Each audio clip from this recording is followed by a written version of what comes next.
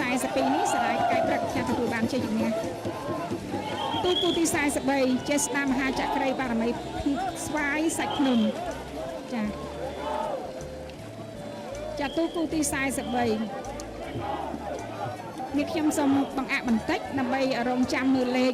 លេខទូកចាហើយមើលថាចាំមើលលេខទូកតើពិតប្រកបដែរឬទេចាពិតប្រកបចេស្តាមហាចក្រីបារមីស្វាយសាច់ភ្នំ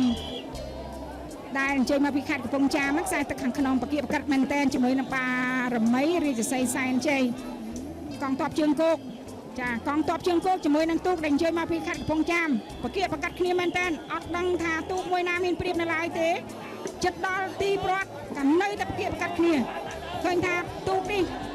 អាចថាបងប្អូនយើងខ្លះខ្សែទឹកខាងក្រៅក៏ទាយថាខ្សែទឹកខាងក្រៅតែមើលទៅឃើញថាខ្សែទឹកខាងក្រៅហាក់ដូចជាមានព្រៀបបន្តិចហើយ